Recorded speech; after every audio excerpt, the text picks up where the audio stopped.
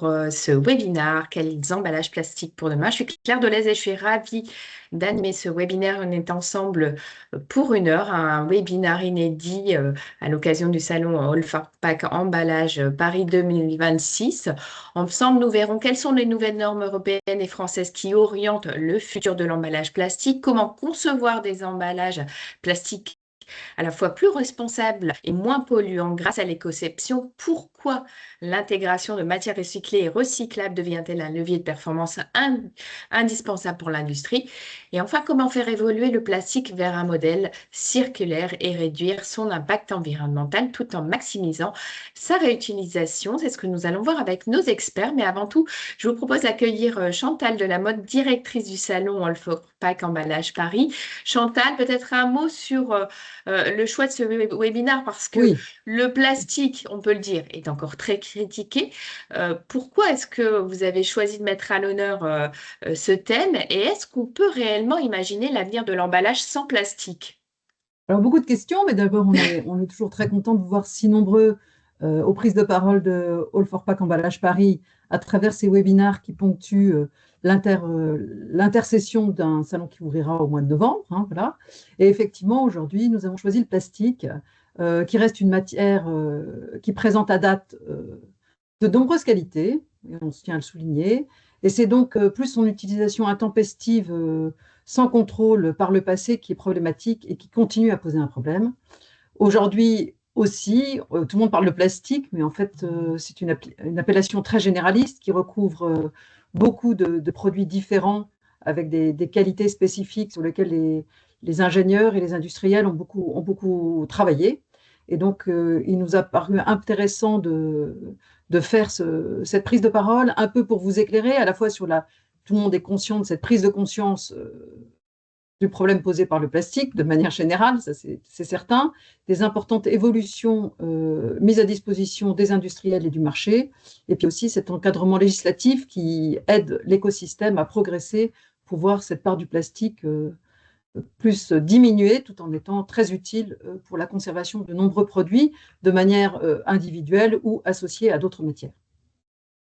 Eh bien, merci beaucoup Chantal. On se retrouve à la fin du webinaire. Je vois que vous êtes très nombreux à nous rejoindre. Je vous propose notamment de poser vos questions via le chat. Nous ne manquerons pas d'y répondre durant le webinaire. Je vous propose tout de suite d'accueillir nos experts. Donc Agnès Jacot, directrice RSE et communication des Sources Alma. Bonjour Agnès.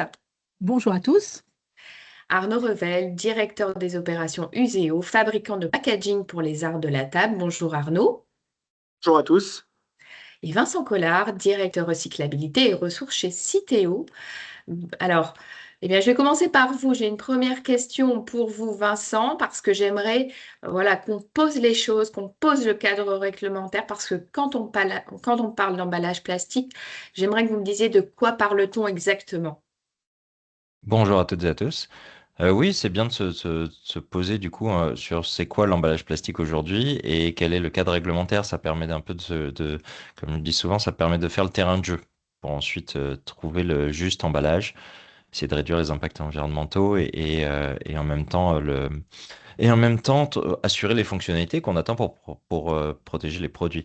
Donc, juste quelques chiffres pour vraiment qu'on se remette tous à aligner là sur de quoi on parle. Sur l'emballage ménager, on parle d'1,2 million de tonnes mises en marché chaque année. Ça monte à peu près à 2 millions de tonnes si on prend l'emballage industriel et commercial, si on ne prend pas en compte les caisses et les palettes qui tournent chaque année. Donc, il y a vraiment 2 millions de tonnes qui sont mises en marché chaque année en plus. C'est un emballage sur deux sur le ménager en nombre d'unités. Et on est sur un taux de recyclage à 30%, avec un retour à l'emballage qui est à 18%. Donc on voit que la boucle est de plus en plus présente et on va en parler un peu plus là sur le PET. Parfait. Vincent, quelles sont aujourd'hui les principales réglementations européennes et françaises qui impactent les emballages plastiques? Ah oui, alors juste un mot pour dire aussi il y a que 2% il y a 2% d'emballages qui sont en plastique qui n'ont pas de filière de recyclage aujourd'hui et qu'on est à 75% en termes de design qui sont OK. Sur la réglementation, si on va Mhm. sur la réglementation, Euh, on a aujourd'hui la loi AGEC qui cadre beaucoup de choses en France sur qu'est-ce qu'on attend de nos emballages. On parle souvent des 3 R, sur la réduction, le réemploi, le recyclage. On a même des mesures qui sont tournées, nous on appelle ça le R de ressources, qui sont tournées vers, par exemple, la sortie du plastique à usage unique. Donc on a, ou l'intégration de matières recyclées. Donc on a des obligations qui sont vraiment sur ces 3 R et un peu élargies. On a le droit européen, en fait, il faut imaginer que chaque pays a fait ça. En France, AGEC, mais les Espagnols, les Allemands, les Italiens, tout le monde a fait sa propre loi. Ça crée beaucoup de complexité pour le marché, pour les fabricants d'emballage et pour les marques, parce que dans un monde qui est à minimum européen, Mm. bah, ça veut dire que j'ai des ordres contradictoires d'un pays à l'autre. Et la Commission européenne a dit stop, j'harmonise. Ça s'appelle PPWR, c'est un règlement qui a été publié en janvier dernier, qui rentre en vigueur en août cette année. Et donc PPWR va venir harmoniser dans le dur certaines règles. On a eu encore une info hier, c'est tout frais, sur les PFAS, comment on sort des PFAS et comment on mesure la sortie des PFAS. Et ça, c'est pour août. Donc en fait, on va courir après le temps là pour y arriver. Donc c'est vraiment très concret.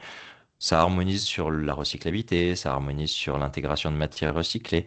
Et PPWR aussi, il faut comprendre qu'il laisse, parce que c'est un règlement, pardon, il laisse de la liberté aux États membres sur certaines mesures, comme sur la réduction ou le réemploi.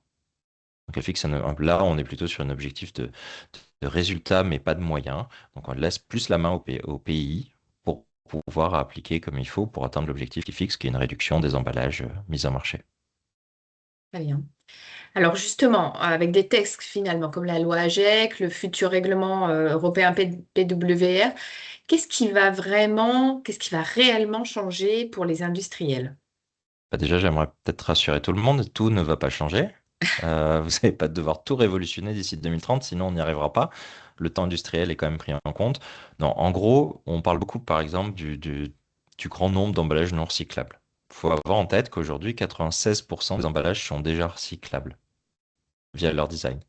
On n'a que 4 points à aller chercher, hein. Mais on doit aller le chercher collectivement dans un temps très court. Et c'est particulièrement vrai pour le plastique, parce que comme je disais, on est à 75% d'emballage recyclable, et donc il y a 25 points à aller gagner. Donc là, ça veut dire que voilà, en particulier sur le plastique, il y a du boulot parce qu'il y a 25 points à gagner dans un temps court. Sur l'intégration de recyclé, on va muscler, enfin, et on le voit, il y a des primes qui arrivent pour vous aider, par exemple. Et puis, 2030, PPWR va devenir plus dur avec des nouvelles obligations à mettre en œuvre. 2035, 2038, 2040, ça durcit, ça durcit, ça durcit pour tirer le marché vers le haut. C'est vraiment ça la logique de PPWR. Et donc, on va voir les premiers effets dès août cette année. D'accord. Donc, vous venez de le dire, des grands objectifs à horizon 2030, voire 2040. Exactement, on a vraiment des objectifs qui sont 2030 par exemple, il faudra que tous les emballages soient recyclables. 2040, il faudra qu'ils soient recyclables, mais qu'en plus ils aient un bon taux de recyclage. Si je garde cet objectif, sur l'intégration de recyclés, on va démarrer déjà, c'est ambitieux pour 2030 ce qu'on doit mettre dans les emballages. Ça va encore monter au fil des années. Sur la réduction, par contre, on va avoir des interdictions de certains emballages dès 2030. Et sans doute, petit à petit, la liste pourrait être revue à la hausse. C'est vraiment cette logique il y a un démarrage qui est ambitieux dès 2030, et puis après, ça va se durcir. Très bien. Est-ce que vous pensez que ces réglementations, elles poussent véritablement les entreprises à repenser totalement leurs matériaux, mais aussi leurs usages? Oui, ça pousse en tout cas vers un emballage qui a le moins de matériaux possible, qui est optimisé, le juste emballage, et qui est le plus facile pour le plus adapté au réemploi ou le plus facile à être recyclé. C'est vraiment ça. Le grand changement par rapport à GEC qu'il faut que tout le monde ait en tête, parce que ça, c'est vraiment un gros changement culturel en France. D'ailleurs, c'est pas trop un changement culturel pour certains pays en Europe, c'est vraiment français. Mhm. C'est que AGEC nous a beaucoup poussé à expérimenter des cartons plastiques pour sortir du plastique. Alors ça, vraiment, on en voit de plus en plus. Euh, Fabrice Pelletier parle d'un temps d'expérimentation. Je pense vraiment qu'on en est là. On est en train de tester des choses pour essayer de sortir du plastique, aller vers le carton. On a des actions chez Citeo, par exemple, sur des cartons étanches à l'eau sans plastique. Voilà, on essaye d'aller vers là. Mais pour l'instant, il y a encore beaucoup de cartons avec plastique. PPWR, dès 2030, siffle la fin de la récré et dit stop, vous choisissez. C'est soit carton, c'est soit plastique. Mais vous arrêtez ces mélanges. Et donc ça, c'est un gros changement qu'on doit intégrer dans notre stratégie. Euh, pour continuer d'aller au bout de l'innovation, si on est capable de faire du carton sans plastique, barrière à l'eau, barrière au gaz, barrière aux graisses, peu importe, selon son besoin. Et sinon, rester dans un plastique 100% recyclable. Et voilà, on arrive à ce moment où ça y est, l'expérimentation va s'arrêter en 2030, va falloir choisir. Et c'est un gros changement. Un moment clé, on voit face à ces évolutions réglementaires, parce que les industriels, les marques doivent adapter leur stratégie. Merci beaucoup. Une réaction peut-être à Agnès, Arnaud. Agnès, vous me l'avez dit en préparant l'intervention, vous disiez, vous, qu'avec l'AGEC, c'était tout blanc ou tout noir et que la PPWR, finalement, elle offrait aujourd'hui un panorama de solutions en fonction des usages. Oui, alors en fait, la loi AJAC avait souhaité aller plus loin que la fameuse directive SUP, hein, elle a voulu mobiliser contre tous les plastiques à usage unique. Quand la directive SUP interdisait seulement certains plastiques à usage unique, comme par exemple les pailles ou les couverts en plastique, alors aujourd'hui, le PPWR est venu apporter des précisions et surtout des priorités. Et plus que la notion d'usage unique, et plus que les matériaux eux-mêmes, c'est la nature de la résine plastique. Non, c'est pas même plus la nature de la résine plastique elle-même, mais c'est la circularité des emballages et donc leur recyclabilité qui est désormais la clé d'entrée. Donc la circularité des emballages, elle peut s'obtenir d'une part par le recyclage, d'autre part par le réemploi, lorsque ça fait du sens, bien sûr, d'un point de vue bénéfice environnemental. Et donc, dans les emballages recyclables, on va maintenant distinguer des niveaux de recyclabilité, comme l'a dit un peu Vincent, donc, puisque le PPWR va définir des classes de performance de recyclage, donc des classes A, B ou C, selon le taux de recyclabilité de ces emballages eux-mêmes. En France, on avait déjà un peu cette notion, puisqu'on utilise au niveau des allégations comme entièrement recyclables, ce qui est mieux que majoritairement cyclable, mieux que recyclable, et surtout quand le non recyclable, comme on l'a vu, va progressivement être interdit par le PPWR. Et donc, dans la catégorie des entièrement recyclables, il y a même des très bons élèves qui vont être entièrement recyclables pour un même usage, et c'est le cas des bouteilles en PET, qui sont classées A selon le règlement européen. Et du coup, le règlement européen va fixer des objectifs très, très ambitieux pour réintégrer de la matière recyclée dans ces emballages. Et donc, pour les contenants de boissons, c'est là où les objectifs sont les plus ambitieux, puisqu'on doit intégrer 30% de matière recyclée en 2030 et 65% en 2040. Donc, comme l'a dit Vincent, c'est de plus en plus exigeant pour les industriels et pour les emballages. Merci beaucoup Agnès. Arnaud, peut-être une réaction pour ouvrir ce webinaire. Voilà, on posait la question, quel plastique pour quel usage? En effet, alors nous, en tant que transformateurs et apporteurs de solutions aujourd'hui d'emballage, on pense qu'il faut, évidemment, on a le cadre qui a été posé, comme l'a très bien dit Vincent, on voit que le terrain de jeu évolue, en tout cas qu'il y a des choses qui étaient possibles et qu'il sera probablement plus, et que nous, on pense qu'il n'y a pas de solution unique et généralisable et que c'est l'usage sur lequel il faut se focuser, quels sont les usages en priorité et regarder du coup quelle est la solution potentiellement plastique et avec quelle performance, notamment pour une partie de réemploi ou d'aller vers des logiques circulaires en fonction des besoins de consommation. Et ça rajoute une dynamique dans la démarche qui est, il y a un cadre et maintenant il va falloir voir comment est-ce qu'on adapte les solutions en fonction des usages. Pour vous, c'est vraiment l'usage qui est le facteur déterminant. Oui. Merci beaucoup. Alors, je vous propose à présent de passer à la deuxième partie. On va parler réduction, substitution, réemploi, quelle stratégie aujourd'hui. N'hésitez pas à poser vos questions via le chat, on pourra notamment y répondre. Agnès, j'aimerais avoir votre regard parce que justement, je viens de le dire, on parle beaucoup de réduction, de substitution ou aussi de réemploi. Concrètement, quelles sont aujourd'hui les stratégies privilégiées dans le secteur des boissons? Alors, la réduction, bah oui, clairement, hein, c'est l'axe qui a été adopté par l'industrie depuis de nombreuses années avec un allègement continu du poids des bouteilles. Donc, on a diminué de moitié, hein, par exemple, le poids des bouteilles d'eau en 20 ans. C'est le cœur des savoir-faire des industriels, notamment chez Source Alma, puisqu'on a réduit gramme après gramme le poids de la bouteille cristalline, par exemple. La substitution, non, c'est clairement pas la priorité, car depuis la loi AGEC, les études sectorielles ont été menées. Donc, et elles ont été réalisées notamment sur l'eau embouteillée en France, et on a vu qu'il n'y avait pas de matériau qui pouvait présenter de meilleur bilan environnemental que le PET lorsqu'il intègre de la matière recyclée et lorsqu'il est bien sûr parfaitement allégé.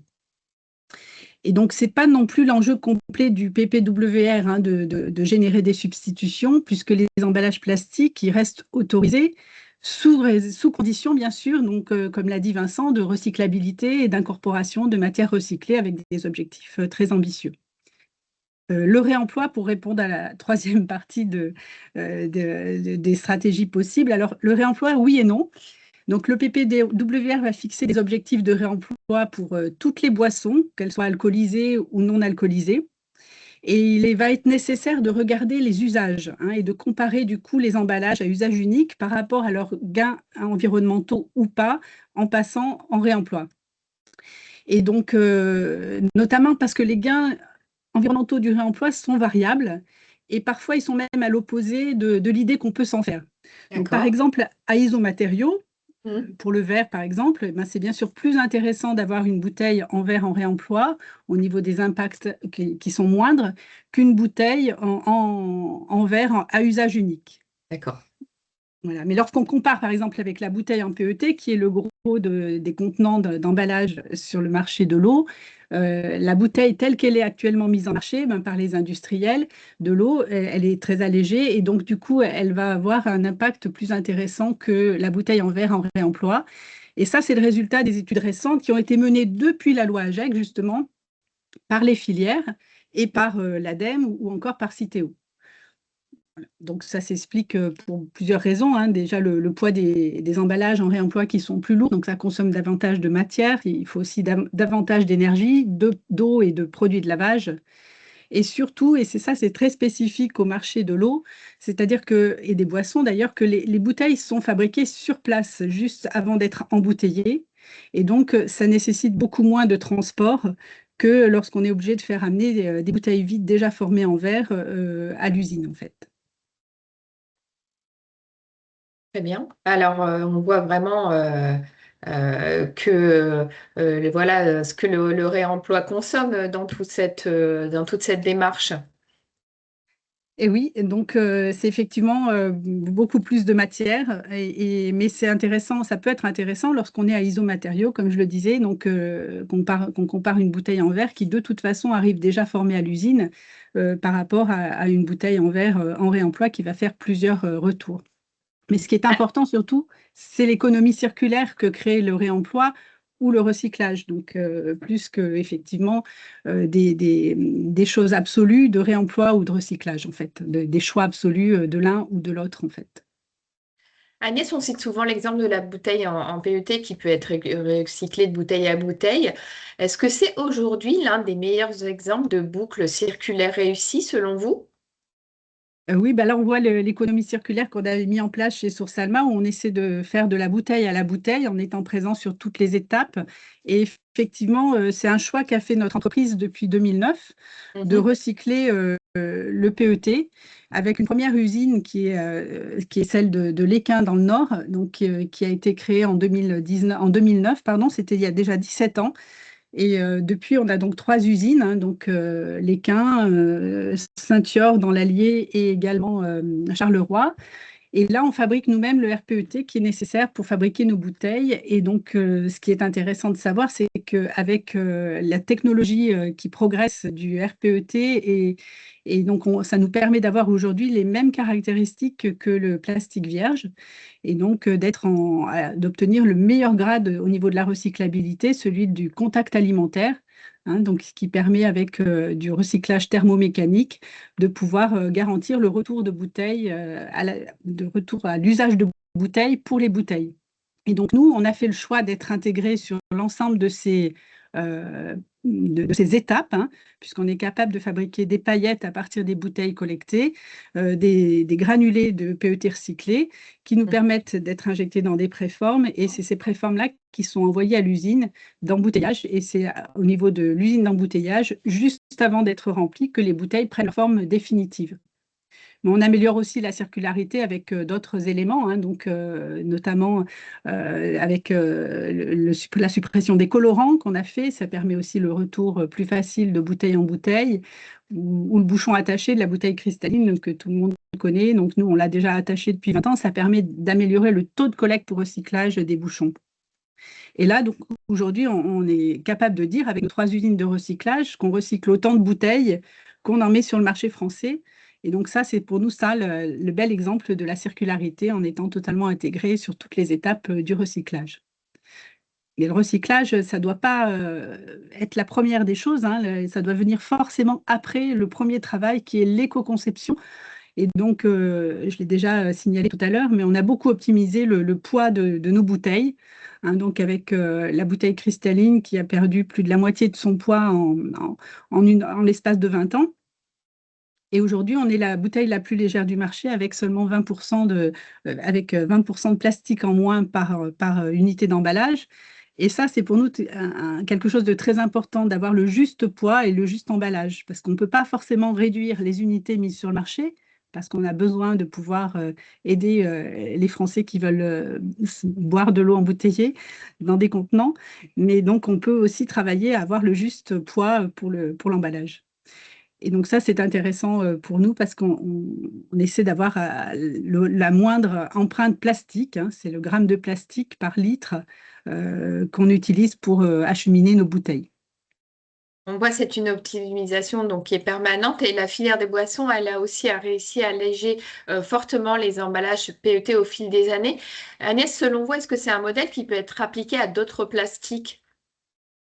Ah ben, on l'espère, bien sûr, mais nous, on a fait un travail important qui a été fait sur les boissons, mais il a été surtout fait sur l'eau et plus sur l'eau plate. Parce qu'il ne faut pas oublier que certaines boissons ont des contraintes qui nécessitent des emballages avec des fonctionnalités spécifiques, hein. Ça va être Oui. les jus de fruits pour préserver les vitamines ou encore les boissons gazeuses, donc, pour lesquelles la bouteille doit être plus épaisse pour pouvoir résister à la pression. Et Il y a le des bouchon doit contraintes. Voilà, il y a des contraintes aussi sur le bouchon qui doit permettre la dépressurisation à l'ouverture, en tout cas, voilà. Mais pour le marché de l'eau en France, en fait, Cristalline, on a réalisé année après année un travail qui est assez remarquable avec nos équipes techniques pour pouvoir alléger, gagner chaque année ou presque des demi-grammes sur le poids des emballages. Et c'est important pour nous de travailler tous les formats. Donc avec cette empreinte plastique, le gramme par litre embouteillé, on voit qu'on arrive à optimiser tous nos formats et même les formats, les petites bouteilles qui ont parfois des empreintes plastiques comparables à celles des très grands formats. Donc on ne travaille pas seulement la bouteille en PET, mais on va aussi travailler l'épaisseur du film de regroupement, mais aussi le poids des bouchons. Et D'accord. donc, oui, le poids des bouchons, chez nous, depuis 2 ans, la plupart de nos usines cristallines utilisent un bouchon qui pèse seulement 1 gramme. Et c'est un poids qui a été donc divisé par 2 en 20 ans. Et 1 gramme, voilà, c'est presque rien, hein, c'est le poids d'un trombone, c'est le poids d'un papillon. Et donc voilà, avec notre bouteille qui pèse 19 grammes, plus 1 gramme de bouchon, c'est un petit peu comme une lettre à la poste, en fait, hein, pour la bouteille de cristalline. Merci beaucoup Agnès. On a quelques questions. Alors, je les prends, hein, je les découvre en même temps que vous. Comment serait perçue l'arrivée d'autres emballages en PET par la filière de recyclage des bouteilles PET? Si je peux répondre, en fait, on va pas les recycler avec les bouteilles. Donc déjà, ça résout pas mal le problème. C'est on a créé petit à petit en France, mais c'est la même chose dans tous les pays européens, une filière dédiée aux pots et barquettes en PET. Enfin, pots et barquettes, c'est un peu caricatural. C'est tous les rigides qui sont pas des bouteilles, pour être très large. Ils sont mis ensemble et ils vont être envoyés au recyclage. Donc aujourd'hui, on arrive à le faire sur le clair, mono et multi. Euh, on est en train de travailler sur tout ce qui est coloré ou imprimé dessus, ou imprimé en direct sur le plastique, parce que il y a moins de recycleurs, il y a moins d'initiatives dans ce sens-là, donc on est plutôt vers du recyclage chimique peut-être dans le futur si ça voit le jour. Mais voilà, donc c'est des filières qui sont complémentaires à la filière bouteille. Et par contre, il faut le dire très clairement, il y aura, à part dans le monde professionnel, par exemple, je pense au support des étiquettes adhésives qui sont en PET aussi, où il peut y avoir du recyclage. Mais sur l'emballage ménager, en tout cas, il n'y aura pas de recyclage des films PET. D'accord. Donc ça, par contre, on le sait déjà, il va falloir du coup en sortir pour aller vers du PE, du PP, du papier, peu importe, mais on ne pourra pas rester sur des souples bases PET dans le monde de l'emballage ménager. D'accord. On a une autre question. Pour les autres plastiques, l'EFSA et la Commission ont-elles donné des autorisations de procédés de recyclage selon le règlement UE 2022 16-16. 16-16? Pas encore, et ils viennent de publier le registre des nouvelles technologies, donc on va petit à petit avoir sans doute des autorisations, on va le voir hein, si on en a ou pas, mais il en existe déjà, hein. Il y a déjà vous pouvez déjà acheter du PE, du PP ou du PS recyclé apte au contact alimentaire hein, sur le marché, ça existe. Aujourd'hui sur le PE, le PP, c'est soit des boucles fermées de la caisse fruits et légumes qui redevient de la caisse fruits et légumes, il y a des avis EFSA dans ce sens-là en mécanique, soit du chimique. Et sur le PS, quand la filière existe de recyclage des emballages en polystyrène en France. Elle existe depuis un an et elle permet de faire du RPS, contact alimentaire, donc pour revenir au pot de yaourt par exemple. Très bien. Alors, n'hésitez pas à poser vos questions. On y répondra voilà, dans la deuxième partie, voire troisième partie du webinaire. Arnaud, j'aimerais à présent avoir votre point de vue d'un fabricant d'emballage. Comment est-ce que vous choisissez le bon plastique pour le bon usage? Oui, en effet, alors nous, on pense qu'il faut partir de l'usage et on a fait une analyse, on fait une analyse de la chaîne de valeur pour voir tous les usages qui vont avoir lieu dans le cadre de la définition d'un contenant. Essayer de lister ces besoins-là pour réussir à orienter aujourd'hui la solution vers justement le plastique le plus performant par rapport aux usages et aux contraintes dans lesquelles on est. Alors là, on l'a fait pour l'exemple évidemment du food service parce qu'il se trouve qu'on a déployé aujourd'hui une solution au sein de la majorité des fast-food en France. Donc aujourd'hui, on a déployé une solution qui sert plus de 2500 restaurants en France avec une solution qui est lavable et réemployable. Donc, pour pouvoir le faire, on a analysé cette chaîne de valeur. J'ai juste la petite slide de la chaîne de valeur qui est présente, si c'est possible de l'afficher On va pour soutenir le l'afficher. discours. Oui. Oui, alors c'est vrai que nous, on travaille sur ce sujet de la réutilisation depuis 2021 et on fait partie des fournisseurs d'emballage. On a souhaité prendre les devants. Il était plus facile d'avancer toujours avec les mêmes solutions. Nous, on croit beaucoup aujourd'hui en fonction des usages, la possibilité d'avoir des solutions de réemploi. Et on se rend compte quand on analyse d'un point de vue usage, la chaîne de valeur qu'il y a énormément de points de contact, notamment dans les fast-food qui peuvent aller sur le premier point de contact, c'est stockage en restaurant. Chaque mètre carré dans un fast-food compte et doit être dédié aujourd'hui à plutôt avoir des tables et un endroit dans lequel on puisse manger plutôt qu'une cuisine. Donc, ils ont peu d'espace de stockage. Donc, il va falloir optimiser les espaces, trouver des contenants qui soient le plus empilables possible et surtout excessivement identifiables pour faciliter la partie service. Et donc, ça, c'est pour les équipes. Et assurer, il ne peut pas y avoir de rupture parce que notamment, on sait que c'est dans le fast-food. D'ailleurs, c'est tout le challenge qu'on a eu. Ils nous ont dit, mais nous, on n'est pas des vendeurs d'emballage. En fait, on vend des burgers et des frites et des menus. Et l'emballage, c'est juste un véhicule pour pouvoir mettre en avant nos produits. Et il ne faut pas dégrader l'expérience, aussi bien pour les équipes qui doivent aller très très vite que pour évidemment le consommateur. Donc le stockage était un point clé. Ensuite, dans les autres étapes il y avait évidemment la zone de préparation. Et là, c'est une zone clé puisque c'est l'endroit qui est le plus critique dans les restaurations, puisque c'est l'endroit où il peut y avoir le plus de chutes, d'impact et de mix de produits. Et il y a un rythme à assurer puisqu'il faut qu'une commande soit prête en moins de 2 minutes 45. Donc, la rapidité d'identification des produits, tout est optimisé et il faut que la manipulation soit très simple. Donc, il faut évidemment réussir à avoir des produits qui soient résistants, intuitifs et multifonctionnels. Et ça, c'est clé. Et on va avoir des points dans lesquels on va coexister. C'est-à-dire, dans la même zone, on va préparer pour différents usages. Ça peut être des solutions pour être sur place ou potentiellement qui pourraient être mélangées avec ce qui est vendu pour le drive ou la vente à emporter et du coup qui ne sont pas en emballage réemployable. Donc, il faut que ça puisse cohabiter. Donc, quand on prend toutes ces étapes, donc dans les 8 étapes, à la fin, on se rend compte qu'il y a des éléments et des points communs qu'on a définis en termes d'usage, et c'est à partir de cette analyse-là qu'on a défini une gamme justement plutôt standard. Puisque la standardisation, on pense qu'elle est clé pour réussir à massifier justement les usages et ne pas avoir que chacun ait un produit totalement spécifique. Alors, il faut qu'il puisse être customisable et surtout en fonction des enjeux de consommation. Donc, on a fait des choix pour proposer des solutions avec deux plastiques différents. Donc, dans notre gamme, vous verrez on a déployé par exemple des verres qu'on a choisi de déployer en matière Triton. Pourquoi le Triton et ce copolyester? Parce que en termes de performance et d'hygiène, de résistance au lavage, c'est la matière qui nous a semblé la plus performante en termes de sécurité, d'hygiène et de résistance au choc, en sachant que ce que nous ont bien dit tous les fast-foods, c'est que ce qui est sûr, c'est qu'il peut y avoir des menus dans lesquels on a parfois des gens qui prennent que des burgers ou que des frites, mais il n'existe pas un menu sans boisson. Il n'y a pas de consommation de menu sans boisson. Donc, c'est le produit qui a la plus grosse rotation parmi tous les emballages. Donc, l'enjeu de la résistance, de réussir à avoir des cycles de lavage le plus optimisés possible, c'est-à-dire que ce soit le plus court et le plus hygiénique possible. Dans tous les tests que l'on a fait, c'est le Triton qui est sorti en amont. Et le but étant d'être réemployable, il a aussi la possibilité, bien sûr, d'être recyclé, si on le souhaite, mécaniquement et ou chimiquement. Et on a, nous, la capacité, parce qu'on l'a mis en place, de mettre en place de la reverse supply dans des points de collecte que l'on connaît.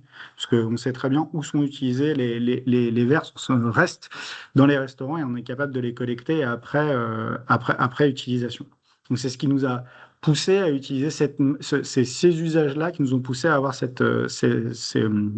des contenants en Triton. À l'inverse, pour tous les contenants qu'il va y avoir après, pour que ce soit des bols à salade ou des barquettes de frites, dans nos tests, alors certes, il y a des graisses et autres, donc on a travaillé sur les produits pour pouvoir les laver, mais les produits en PP étaient au bon niveau d'usage. Et par rapport au nombre de rotations, c'était au juste niveau pour le juste usage. Donc, c'est pour ça que nos saladiers, nos solutions de frites, pour le coup, sont en PP. D'accord. Alors, en PP, ce matériau, c'est, voilà, vous l'évoquez, pourquoi véritablement ce matériau? Pourquoi véritablement ce matériau? On s'est rendu compte que déjà, il y avait un nombre dans la performance du produit. Donc, c'est des produits qui ne sont pas en contact direct, par exemple, avec la bouche des consommateurs. Certes, ils sont en contact avec la nourriture, mais ils ne vont pas être en contact direct. Ce qui n'est pas le cas d'un verre. Et ça, dans la logique de performance d'hygiène ou autre, c'était une contrainte inférieure, donc pas de nécessité de passer sur un produit comme le Triton en copolyester par rapport à ces produits-là. Et deuxièmement, ils ont des rotations, ils sont soumis, en fait, quoi qu'il arrive, à des produits graisseux ou autres, donc ils ont un nombre de rotations qui est un peu inférieur et la nécessité pour les restaurants de pouvoir les retraiter rapidement et donc de les collecter dans les de les mettre dans les poubelles jaunes assez simplement pour eux, au moment où ils ne sont plus utilisables, donc assurer que ça soit dans la filière massifiée de recyclage. Donc, les besoins, les usages, la performance et puis la technicité. La technicité, bien sûr, parce que toutes les formes, en fonction des formes que l'on souhaite atteindre et de la taille, on est capable, je dirais, technologiquement de tout faire, mais après, il y a des réalités industrielles et notre capacité à atteindre un certain prix, puisque le prix est quand même un moment clé. Donc, les matières n'ont pas toutes les mêmes prix, n'ont pas toutes le même prix et ne nous permettent pas de faire toujours toutes les formes dans les mêmes cadences industrielles et autres. Et donc, c'est aussi ce qui dirige notre choix. Oui, parce que vous me disiez que le prix, c'est forcément un élément déterminant, hein. Ah oui, c'est quoi qu'il arrive dans un marché, il y a un prix, donc on ne peut pas tout transformer toujours avec les mêmes matériaux pour atteindre les mêmes performances de prix. C'est sûr. Pour nous, en tant que transformateur, c'est une clé de lecture très importante.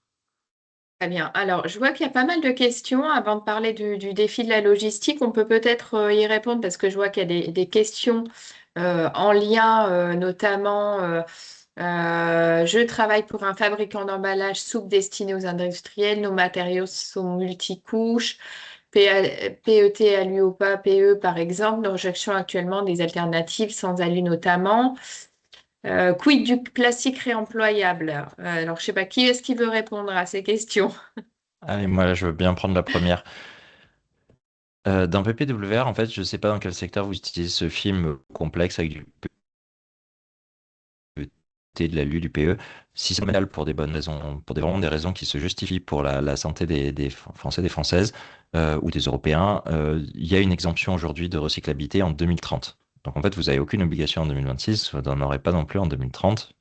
Et puis on reste quand même ouvert à essayer de bosser ensemble. On le fait sur les médicaments, par exemple, en ce moment, à rendre les emballages recyclables si c'est possible.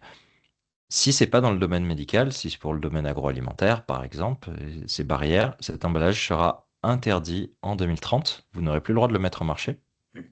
Et donc, on doit trouver des alternatives sans PET, sans alu. Donc, en fait, il restera que le PE, ça va pas bien marcher. Donc, il faut vraiment qu'on comprendre les fonctionnalités et qu'on travaille avec des organismes de recherche, travailler avec un éco-organisme, par exemple, comme Citeo, pour essayer d'aller chercher des solutions en prenant en compte vos fonctionnalités. Merci. Alors, quid du plastique réemployable? J'ai une autre question sur les matériaux plus techniques qu'on ne voit pas aujourd'hui dans l'alimentaire. On a une question. Oui, je vous en Moi, je prie. veux bien répondre sur le plastique réemployable. Moi, je crois qu'Arnaud vient de montrer il y a des solutions pour réemployer le plastique. Mhm. Et donc, en fait, et en plus, avec son exemple de différents matériaux pour les différents usages, on a très bien compris qu'effectivement, il y a des problématiques techniques qui sont liées aux usages et à quoi est destiné l'emballage. Donc, par exemple, pour l'eau, qui est un produit très sensible sur lequel on n'a droit à aucun traitement de désinfection et ni d'ajout, on ne peut pas du coup prendre le risque d'utiliser du PET réemployable.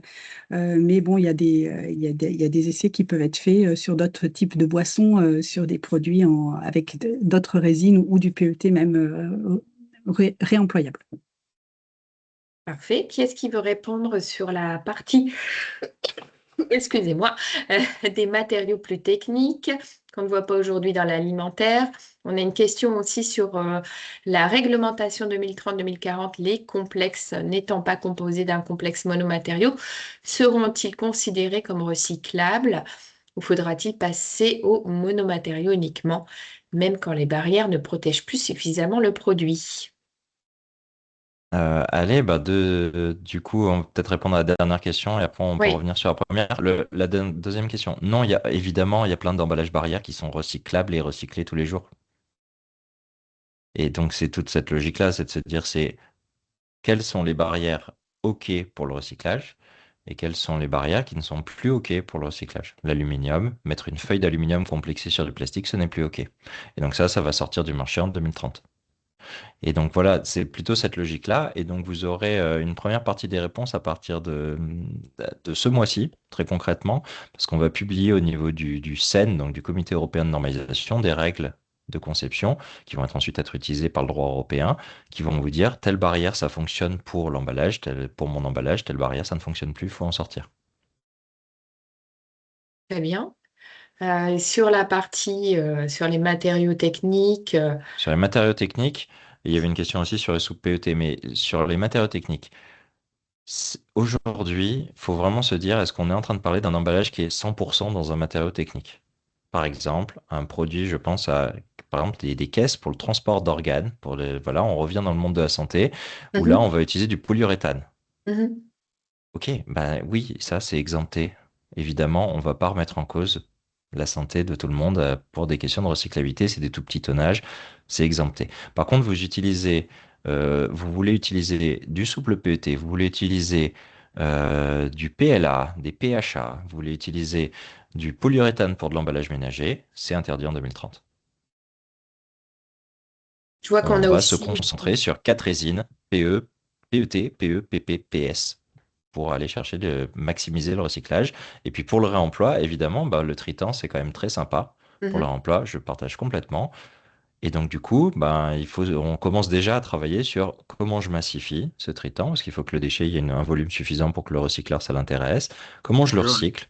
Donc, on en discute avec celui qui produit le traitant et qui va pouvoir derrière le recycler.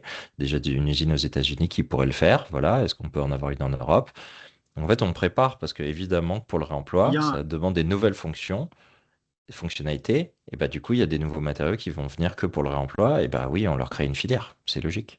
Arnaud, je vous en Oui, prie. alors, premièrement, pour compléter, pour l'instant, il y a un projet aujourd'hui d'usine de recyclage sur ces matières, enfin, notamment par le fabricant, hein, qui est Eastman aujourd'hui, qui existe, c'est vrai, aux États-Unis et qui est fonctionnel. Hein. Donc, c'est pas quelque chose qui serait de l'innovation ou autre. Hein. C'est des centaines de milliers de tonnes qui sont traitées, recyclées comme telles. Donc, ça existe maintenant.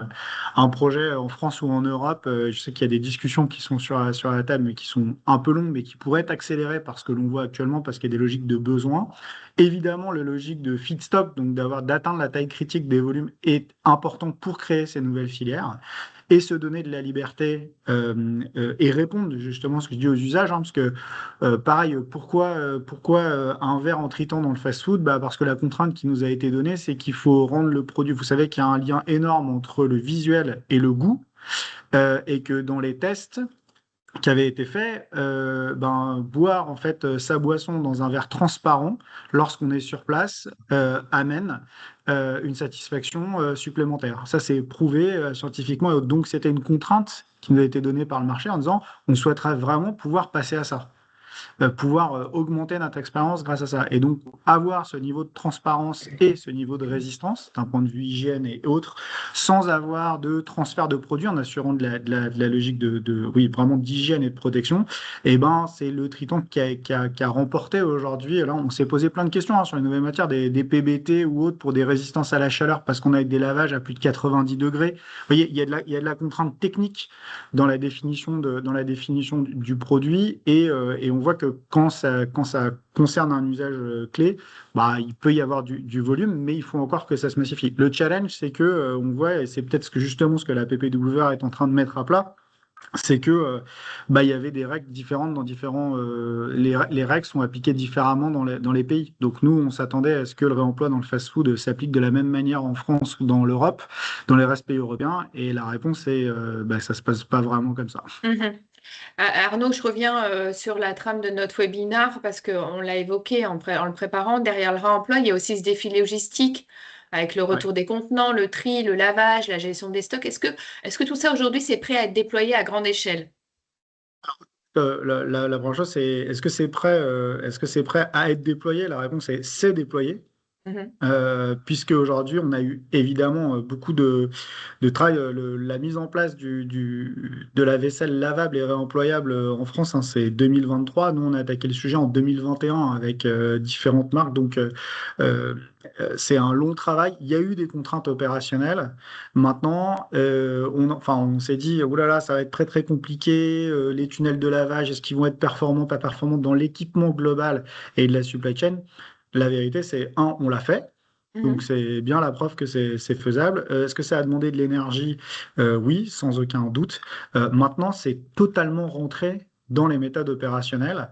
Et il y a eu beaucoup de sujets pour dire oui, ça ne sera pas possible parce qu'il risque d'y avoir de la déperdition, du vol et autres, mais on s'est rendu compte par de la communication et par le changement des habitudes. Et aujourd'hui, les habitudes de consommation, elles évoluent très très vite. Quand on met à disposition quelque chose qui fonctionne et qui a du sens, bah, elles évoluent très vite. Donc aujourd'hui, c'est en place et ça tourne sans aucun problème. Très bien. Pour vous dire, aujourd'hui, nous, on remplace dans la boucle, hein, il y a moins de 5% de déperdition de produits par logique de vol ou d'erreur de tri dans les restaurants. D'accord. Agnès, du point de vue des marques, le vrai enjeu, il est finalement autour du retour du contenant, que ce soit pour le recyclage, mais ou le réemploi. Exactement, le retour de l'emballage pour qu'il puisse être réemployé ou recyclé, c'est la clé, hein, parce qu'en fait, sur le recyclage, le modèle est parfaitement optimisé, donc la filière est organisée, hein, donc la collecte à domicile dans le bac jaune, le tri pour le recyclage est réalisé par l'ensemble des opérateurs des déchets et aussi même par nous-mêmes sur Salma. Et du coup, les embouteilleurs utilisent cette matière-là. Donc, la boucle est en place. Néanmoins, on est toujours on n'atteint toujours pas le taux objectif de 90% de taux de retour sur les emballages de boissons. Donc, c'est ça un peu notre focus. Et donc, on doit travailler avec les campagnes de communication. C'est ce qu'on fait avec Citeo pour un tri systématique des consommateurs, grâce au bac jaune, des machines de collecte qu'on met parfois dans les magasins, peut-être demain grâce à la consigne. Et aussi, il faut travailler sur l'organisation des filières. C'est ça qui est le plus important pour les autres emballages, en tout cas. Alors, un point important, vous venez de le dire, celle de l'organisation des filières. Du côté, voilà, vous, Vincent, vous évoquiez la question du tri, du recyclage. Est-ce qu'on peut vraiment créer une filière de recyclage pour chaque plastique? Non, on ne peut pas. Il faut l'accepter. Et surtout, je pense qu'il faut vraiment passer un message que c'est terminé aussi. Ça, c'est ce qu'on apprend avec AJAC et PPWR, mais c'est Hmm. terminé qu'une entreprise innove seule sur le matériau. Je parle bien du matériau majoritaire, hein. Je ne parle pas de mettre une barrière ou de changer son bouchon ou son étiquette. Là, c'est le Oui. matériau majoritaire de l'emballage. Ça, c'est fini. En fait, on va devoir planifier, se mettre d'accord si on veut innover en termes de matériaux, parce qu'on ne pourra pas créer 36 filières. On le voit, hein, il faut des tonnages, il faut massifier. Enfin, c'est vraiment un message de bon sens, hein. Il faut des tonnes, il faut réduire les coûts, faut bien quelqu'un qui paye derrière. Et aujourd'hui, demander à 120 centres de tri, par exemple pour l'emballage ménager, de trier un emballage, bah, ça coûte quelques millions d'euros Oui, ça coûte très d'investissement cher et tout ça, il faut le et de fonctionnement. rationaliser. Et Ouais. donc, il faut le rationaliser, qui paye, comment on fait. Le recycleur, lui, il a besoin de suffisamment de tonnes pour investir, et on peut le comprendre, hein. Et dans le temps, dans la durée en plus. Donc, ça ne se crée pas comme ça, une filière. Après, c'est possible. Ce que je veux dire, c'est que c'est possible dans le sens où l'année dernière, on a participé à faire émerger la filière sur le polystyrène, j'en parlais. Donc voilà, on a des recycleurs qui ont émergé en Espagne et en Belgique, mais on a surtout, et on a en France des centres de tri, des centres de surtri qui ont vu le jour pour trier ce PS et l'envoyer au recyclage. Et on a Mhm. un modèle de financement et d'organisation qui fonctionne. On a fait les souples PP. Pareil, ça n'existait pas. Ça y est, c'est opérationnel depuis fin d'année dernière. On va continuer là avec les barquettes en PETPE. Donc c'est par exemple la barquette de jambon. Bah voilà, donc c'est possible. Après, on ne pourra pas en faire 36. Il va falloir choisir nos combats et de se dire sur quel matériau on est prêt à faire tourner la mutuelle pour que ce soit viable, hein, parce que c'est ça l'enjeu. D'accord. Donc finalement, voilà, faire des choix pour pouvoir mettre en avant et surtout penser l'innovation collective, ça c'est le message que vous voulez faire passer. Oui, oui, complètement. On peut plus dire je suis la marque X et je lance le matériau Y. Parce Bon. que je vais lancer 200 tonnes et ça ne va pas marcher en fait. On ne trouvera pas le fonctionnement qui va bien pour le recycler et donc l'emballage sera interdit. Très bien. Agnès, vous, du côté de la bouteille PET, elle a vraiment, on l'a vu, permis une certaine standardisation du marché. Est-ce que c'est pour vous l'une des clés pour accélérer la circularité? Oui, je crois qu'on a été, avec les bouteilles de boisson, finalement un des pionniers au niveau de la collecte pour recyclage, hein. Donc, on a été un des premiers emballages qui a été trié dans le bac jaune. Et donc ça a créé vraiment tout un écosystème. Et c'est ça qui est intéressant, c'est que tout le monde travaille ensemble à grande échelle pour pouvoir recycler et collecter. Et on voit aussi que on n'est pas encore tout à fait au taux de collecte objectif. Et donc, il faut continuer à progresser et continuer à faire en sorte que tous les emballages, notamment quand ils peuvent être recyclés pour un même usage, puissent avoir une seconde vie. Donc, favorable à l'organisation et à la défense de ces systèmes pour qu'ils puissent être collectifs et performants. C'est vrai, Vincent, qu'on se disait, voilà, on entend souvent des idées reçues sur le plastique. On peut peut-être se demander si le vrai enjeu, est-ce que c'est pas parfois moins le matériau lui-même que l'existence d'une filière de collecte et de recyclage efficace? Alors, c'est hyper important. Je pense que c'est une condition maintenant qui est d'entrer en marché. De garder en fait la matière. Et ça veut dire quoi garder la matière, hein? Que le recyclage ou le réemploi, c'est une façon par exemple de stocker le carbone. On l'a extrait une première fois, c'est une façon de le garder stocké dans de la matière pour plusieurs boucles, que ce soit du réemploi ou du recyclage. Mais alors oui, évidemment, il va falloir recycler tous les emballages qu'on met sur le marché et même on va aller un cran plus loin, il va falloir qu'ils se recyclent bien. va falloir aller dans un design qui en plus non seulement est recyclable, mais qui en plus donne un maximum de RPET, donc de PET recyclé, de bonne Mhm. qualité. Et on aura la même chose sur le PS, le PP et le PE. Après, je pense pas que ce soit une condition suffisante, unique. On le voit, hein, le plastique est quand même très décrié. Il y a encore eu on en a encore parlé la semaine dernière sur les médias nationaux. Mhm. Il va falloir réduire. Il y a encore des emballages inutiles, il y a encore des usages inutiles du plastique qu'on peut sans doute réduire. Il faut aussi réemployer en plastique, réemployer en verre, peu importe, mais en tout cas, il va falloir réemployer. Et donc, on voit bien qu'on est quand même sur cette logique 3R. Il faut recycler, mais il faut réduire, il faut réemployer aussi. Et c'est l'ensemble qui fait qu'on va qu'on va donner en tout cas quelques années encore au plastique parce ce sera le juste emballage, on l'utilisera là où il faut. Alors justement, j'ai une autre question. Est-ce que ça doit passer par l'innovation? Est-ce qu'elle doit passer par de nouveaux plastiques ou par une meilleure gestion des plastiques existants?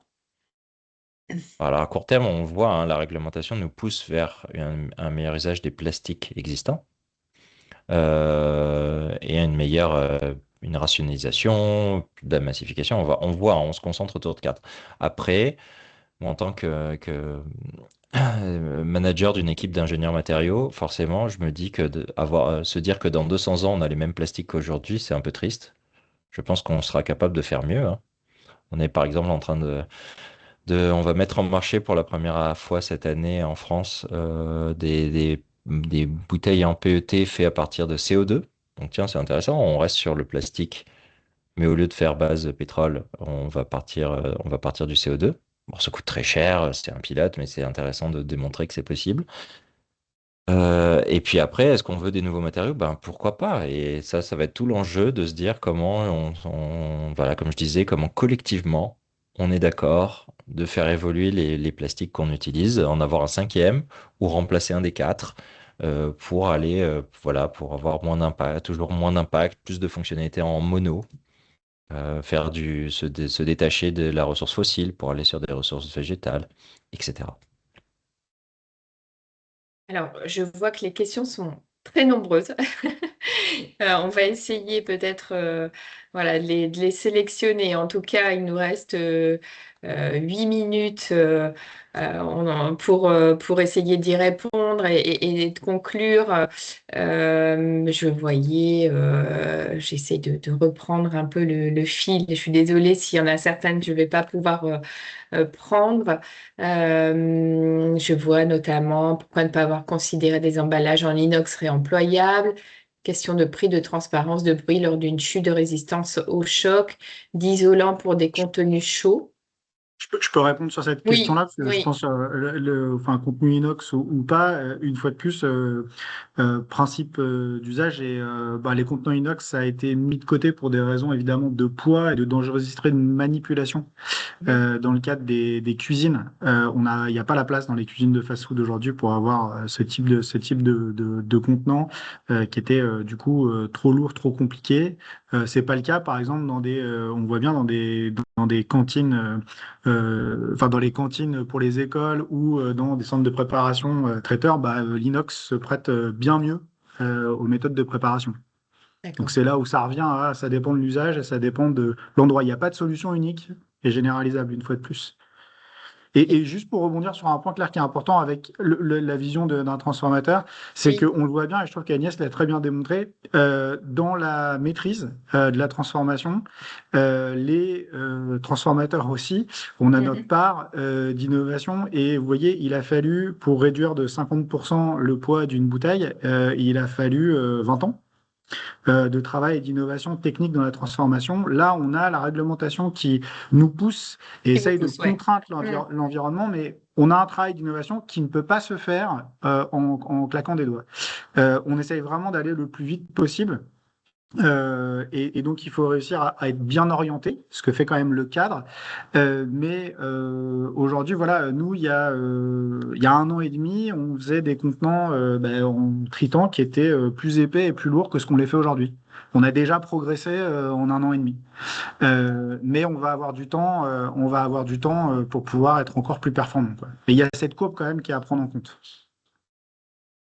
Alors, je vois que Vincent a répondu à des questions, notamment dans le chat.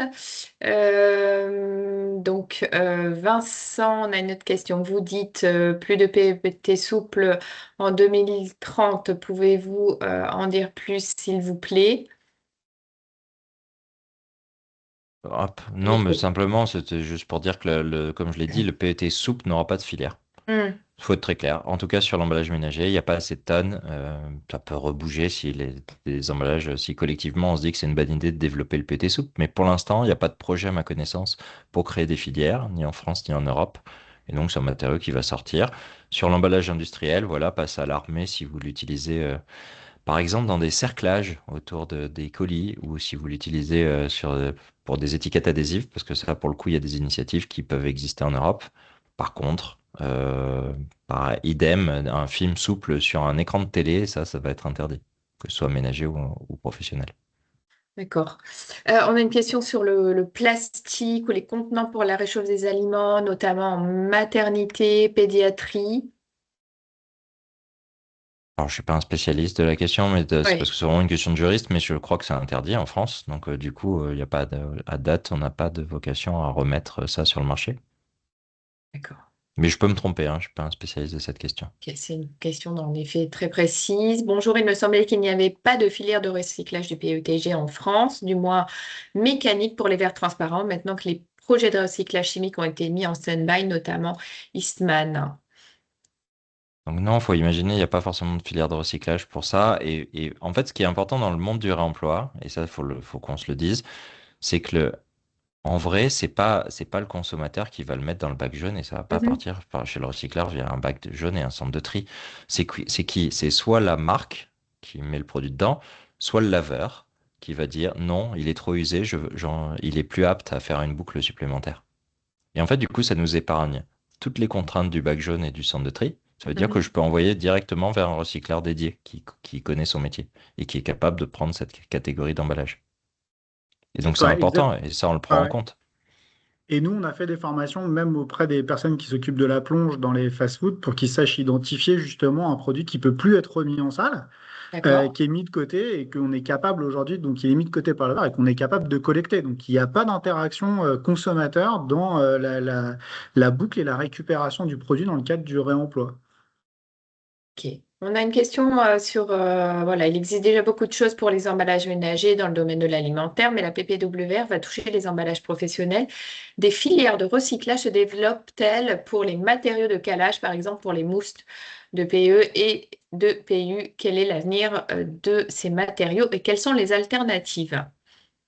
Alors, les mousses en PE, on les recycle. C'est pas parfait, hein, mais on sait on est capable il y a des recycleurs qui sont capables de les traiter. Alors, juste, petit point hyper technique, c'est qu'une mousse, Oui, en fait, quand on la plonge dans l'eau, elle se mouille, tout bêtement. Et donc, après, pour rechasser l'eau, ça demande beaucoup d'énergie. C'est juste ça l'enjeu, hein. Puis sinon, c'est du PE et on sait le faire. Faut pas qu'elle soit réticulée, cette mousse. Vous verrez, parfois, dans ces mousses, il y a marqué le mot réticulé. Là, ça veut dire que je peux plus la chauffer pour la recycler. Polyuréthane, c'est un enjeu, vraiment. À date, il n'y a pas de filière de recyclage. Il y a des travaux pour le réduire en poudre et s'en servir comme une charge dans d'autres secteurs que l'emballage, pour remplacer des minéraux qui sont utilisés. C'est pas du recyclage à haute valeur ajoutée, hein. On n'a pas une solution facile. Et par contre, on peut se dire que donc je l'ai dit, les mousses PE, mais les mousses PP, les mousses PSE, elles se recyclent, hein. Donc en fait, il y a déjà certains calages qui ont des solutions. d'accord. J'avance un peu dans les questions parce que je vois, Vincent, que vous y avez notamment répondu. On a une question sur le PE d'origine végétale, qu'à base de canne à sucre notamment. Peut-il être intégré dans les filières de recyclage? C'est le même, c'est exactement le même, c'est juste l'origine qui change, donc ça se recycle très bien. Ça existe aussi en PET, si ça vous intéresse, en PET biosourcé. Oui. Ok. Arnaud, vous avez aussi répondu, je le vois, à certaines questions. La décoration des emballages pose-t-elle un problème? Qu'en est-il de la pose de film IML? Alors l'IML, c'est quoi? Finalement, c'est un décor qui est déposé sur un emballage sans colle, et on se sert de la chaleur pour le coller. Ça ne pose pas de problème, vu qu'on recycle des emballages colorés. Donc, pas de souci. Il faut juste se dire que l'IML, en fait, ce qui limitait ce qui pouvait être, il y a certains pays qui étaient assez critiques sur l'IML, notamment, pas la France, mais qui est dire, en fait, on perd un peu le côté transparent de l'emballage ou le côté blanc de l'emballage, parce que je rajoute un décor que je peux pas enlever avec de la couleur. Donc, c'est dommage, on perd un peu ce côté, cette boucle à haute valeur ajoutée qui est le transparent. Mhm. Mhm. Et en fait, les fabricants d'IML sont même en train d'innover. Ils nous font des IML qui, lors du broyage, la couche imprimée se détache. Et comme ça, on peut l'aspirer et on retrouve sur le transparent. Donc même sur l'IML, en fait, il y a des innovations qui sont intéressantes pour garder la valeur. Ouais. On a une question sur le bouchon solidaire des bouteilles. Est-il apprécié par les consommateurs? Problème de fermeture, de fuite de boisson dans un sac, etc. Oui, alors donc le bouchon maintenant il est désormais obligatoire en Europe, donc voilà on a l'obligation de proposer une solution pour les consommateurs qui leur convienne le mieux. Donc chez Cristalline sur l'eau plate on a fait le choix d'un bouchon à clapet.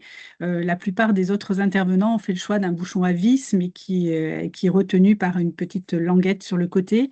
Voilà, l'une ou l'autre des solutions impose néanmoins aux consommateurs d'être vigilants et de faire très attention à sa refermeture. C'est effectivement peut-être un peu moins facile pour lui, mais ça lui procure aussi d'autres avantages puisqu'il peut, avec le bouchon à clapet, consommer d'une main et fermer d'une main, ce qui n'était pas possible lorsqu'il avait les deux éléments séparés. Voilà, et surtout, ça va dans le sens de meilleur recyclage des bouchons puisqu'ils sont collectés en même temps que les bouteilles pour pouvoir aller au recyclage. Donc, quelque part, voilà, il faut un petit peu qu'on puisse adapter son geste. C'est vrai que c'est une petite contrainte pour les consommateurs d'être bien vigilants. Très bien. Alors, on va conclure parce que voilà, le temps passe très vite, mais juste peut-être en un mot à tous les trois. Tout d'abord, merci. Mais pour répondre à cette question, quel plastique pour demain, vous m'avez véritablement dit qu'il fallait choisir ses combats et se concentrer sur des solutions prioritaires. Je vous laisse me dire un mot là-dessus pour conclure. Agnès? Oui, moi je pense qu'il faut pouvoir accepter les solutions performantes, mais toujours avoir l'exigence d'aller au plus loin des circularités de nos emballages. Donc, en ce qui concerne les emballages en plastique PET des boissons, je pense que tout doit être fait pour rendre encore plus performante la collecte, hein. Ça peut passer par la consigne pour recyclage ou la tarification incitative pour motiver davantage le consommateur à trier, mais ça peut aussi passer par exemple, par l'interdiction de l'enfouissement ou la taxation plus forte de l'incinération, là pour motiver davantage les collectivités à orienter les gisements vers le recyclage. Donc en fait, tout emballage recyclable doit impérativement quitter le bac noir pour pouvoir être recyclé. Donc c'est un peu ça mon message, bouclons la boucle. Bouclons la boucle, Arnaud. Oui, et donc nous, moi, mon message, c'est sur le focus de bien travailler aujourd'hui par rapport aux usages pour choisir la bonne solution. Même si on est contraint, on a quand même, on est capable d'innover dans ce terrain de jeu.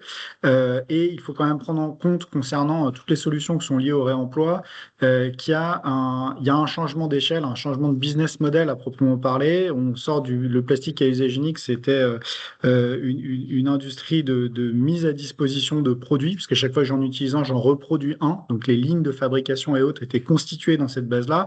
Le réemploi, ça devient un marché d'équipement. Le but, c'est de faire en sorte de promouvoir un usage et que les gens soient équipés et qu'ils l'utilisent le plus longtemps possible. Donc ça change les business models. Il faut réussir ensemble à accepter ce changement pour qu'il soit vertueux. Très bien. Vincent?